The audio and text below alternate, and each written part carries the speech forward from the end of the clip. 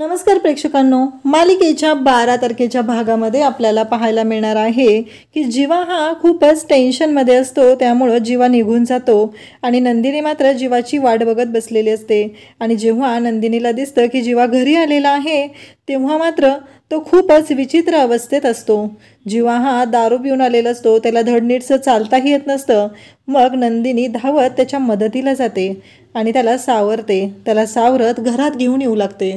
कारण जीवाच्या डोक्याला किती टेन्शन आहे, जीवाच्या मनात काय चालू आहे, कसली कालवाकालव चालू आहे याबद्दल मात्र कुणालाच माहिती नसतं। ते फक्त काव्याला माहिती असतं। काव्य आणि जीवा यांची होणारी जी अवस्था आहे ती खूपच वाईट असते। ह्या गोष्टी फक्त त्यांना दोघांनाच माहिती असतात। कारण आज त्यांच्या बाबतीत जे घडलेलं आहे ते खूपच भयानक असं असतं आणि त्यामुळेच त्यांना दोघांनाही त्रास होत असतो। आता नंदिनीने जीवाला घरात आणलेलं असतं, बेडरूममध्ये आणून व्यवस्थित झोपवलेलं असतं आणि मग दुसऱ्या दिवशी जीवा सकाळीच उठतो। नंदिनी आलेली असते। जीवा नंदिनीकडे पाहतो तेव्हा नंदिनी म्हणते की सगळ्या गोष्टीवर एकच उपाय आहे, दारू। मग जीवाच्या लक्षात येतं, कारण जेव्हा नंदिनीने त्याला घरात आणलेलं असतं तेव्हा तर तो शुद्धीतही नसतो, त्याला कळलेलंही नसतं की त्याच्या बाबतीत काय घडलेलं आहे। आणि आता नंदिनी येते आणि 2 ग्लास आणलेले असतात, एक ग्लास जीवाकडे देते, एक ग्लास स्वतःकडे घेते आणि म्हणते की घे जीवा, घे, आपण दोघंही दारू पिऊया, कारण सगळ्या गोष्टीवर एकच उपाय आहे ना।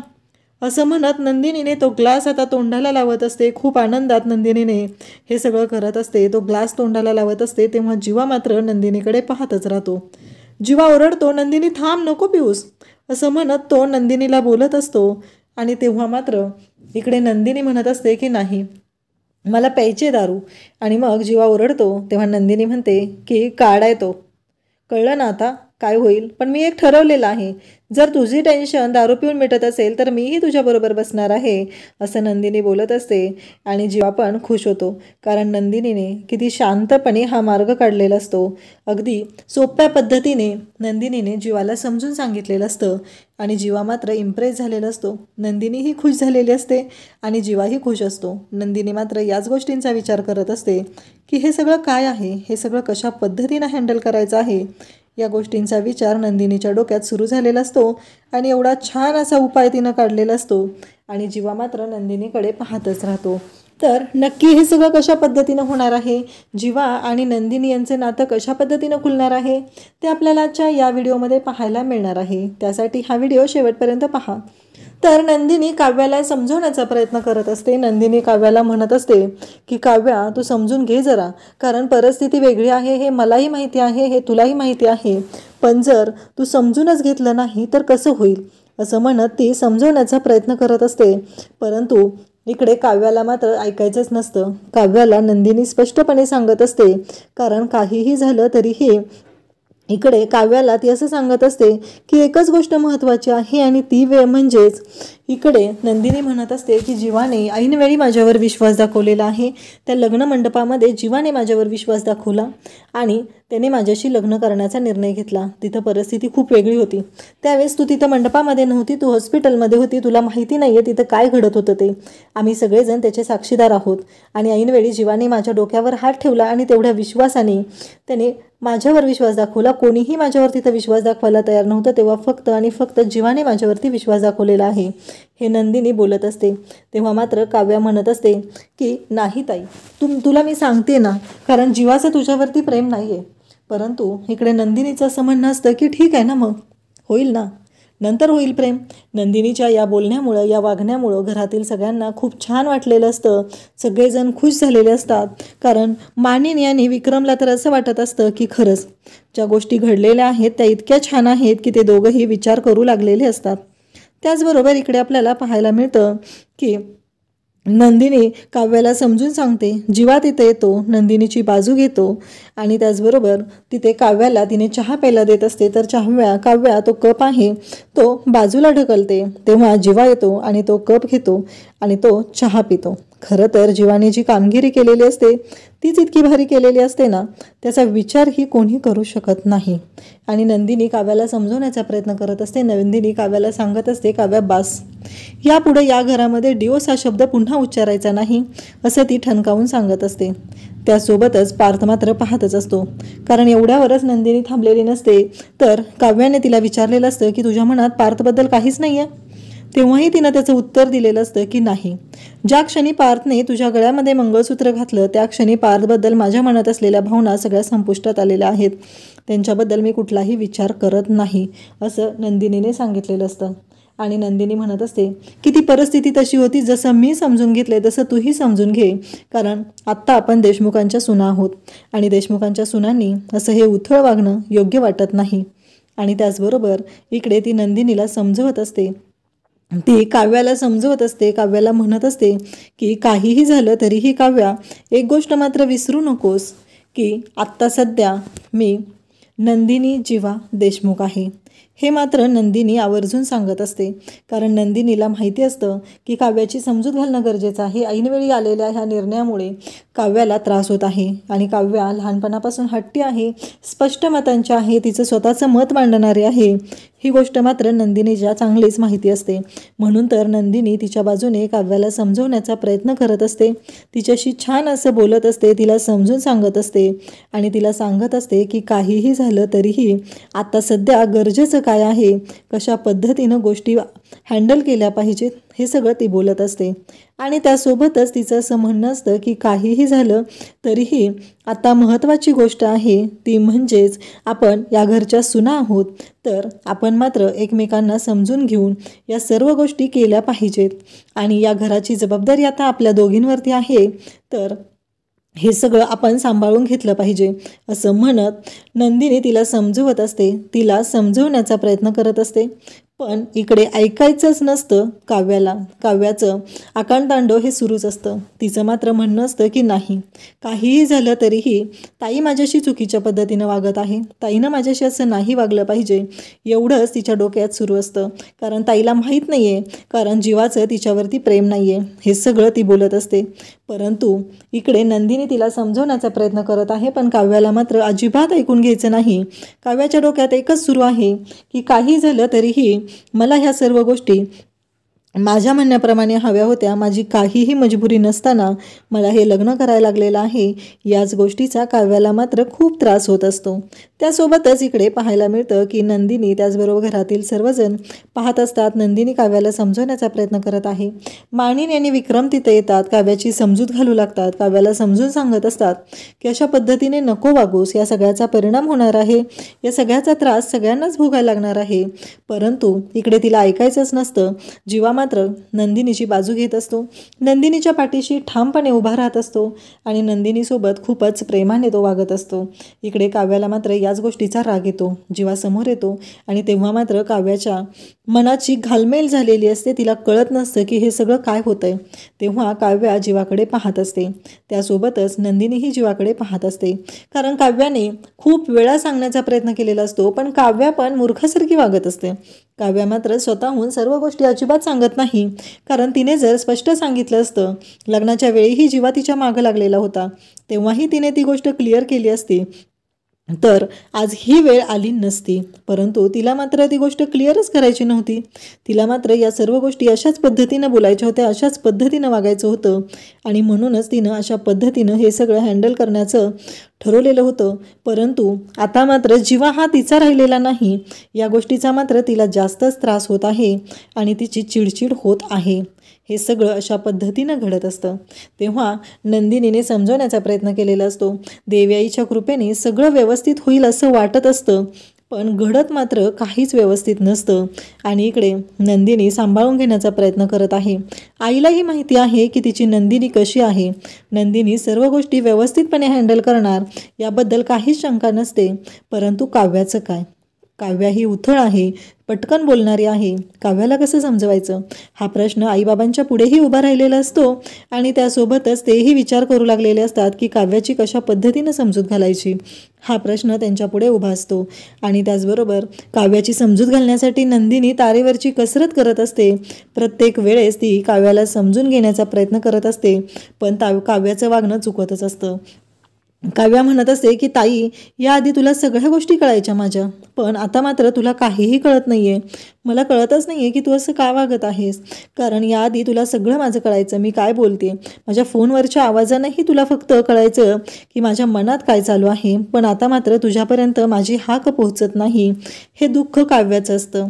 काव्याला असं वाटत असतं की काही झालं तरी माझ्या ताईने मला समजून घेतलं पाहिजे, हे काव्याचं म्हणणं असतं.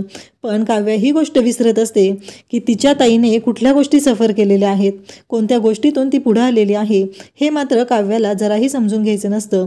कारण काव्या फक्त एकच बोलत असते की ताईने हे लग्न करायची काय गरज होती. आता ताईला जर तिनं आधी सांगितलं असतं की जीविका म्हणजे कोण आहे, तर नंदिनीने हा लग्नाचा निर्णय घेतलाच नसता, किंवा काव्याचं त्या क्षणी पारसोबत झालेलं लग्न मोडलं असतं आणि मग सगळ्यांच्या विरोधात जाऊन तिथे जीवा आणि त्याचबरोबर काव्या यांचं लग्न लावलं असतं. परंतु काव्याला मात्र तेव्हा हे सगळं करावं वाटलं नाही. तिला फक्त विचार करायचा होता. नंतरही तिला जीवा एवढं समजून सांगत होता, तरीही तिला त्या गोष्टी ऐकायच्या नव्हत्या. आणि आता मात्र ती हट्टाला पेटलेली आहे की आता डिवोर्स घ्यायचा आहे. कारण त्या माणसांच्या मधून तर आपण बाहेर आलेलो आहोत ना, एवढंच तिच्या डोक्यात सुरू झालेलं असतं. आणि त्याच पद्धतीनं ती बोलत असते.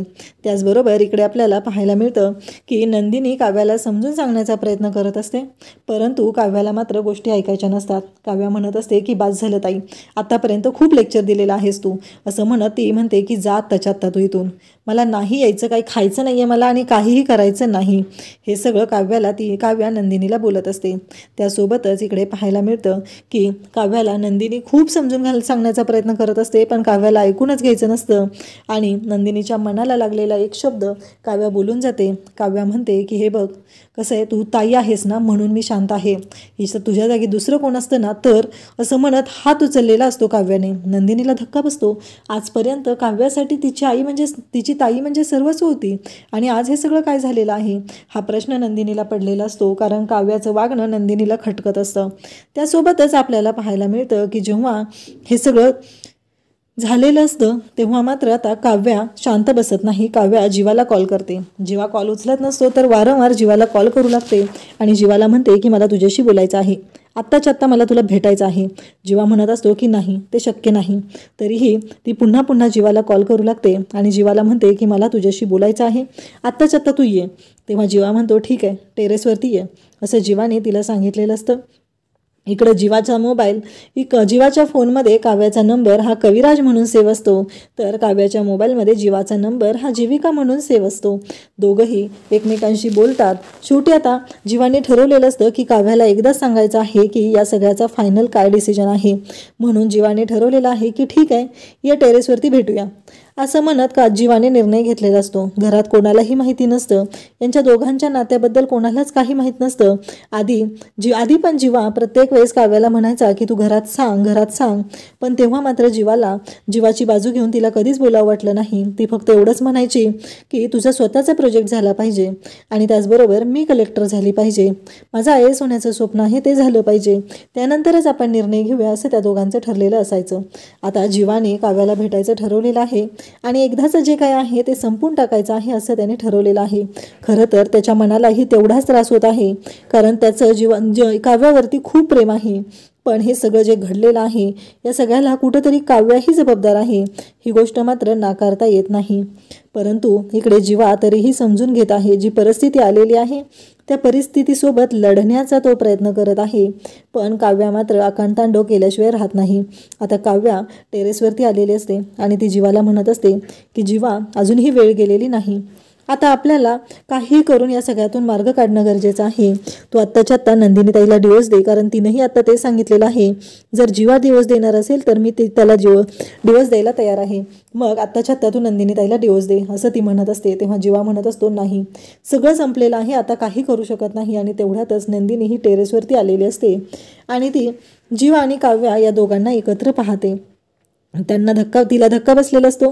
पण जीवा आणि काव्या यांच्यामध्ये एक मैत्री निर्माण झालेली आहे, त्यामुळं कदाचित दोघं एकत्र भेटले असतील असा नंदिनीचा समज होतो. त्यानंतर आपल्याला पाहायला मिळतं की नंदिनी ही वाट बघत बसलेली असते. जीवा त्या टेन्शनमध्ये सकाळी घरातून बाहेर पडलेला असतो. तो काव्याशी बोलतो आणि तिथून तसाच बाहेर निघून जातो. तो अजूनही घरी आलेला नसतो. म्हणून नंदिनी इकडे वाट बघत बसलेली असते, परंतु नंदिनीला मात्र प्रश्न पडलेला असतो आणि नंदिनी पाहते तर जीवा घरी आलेला असतो आणि तो विचित्र अवस्थेत असतो, त्याला धड चालताही येत नसतं आणि तो नंदिनीकडे पाहू लागतो.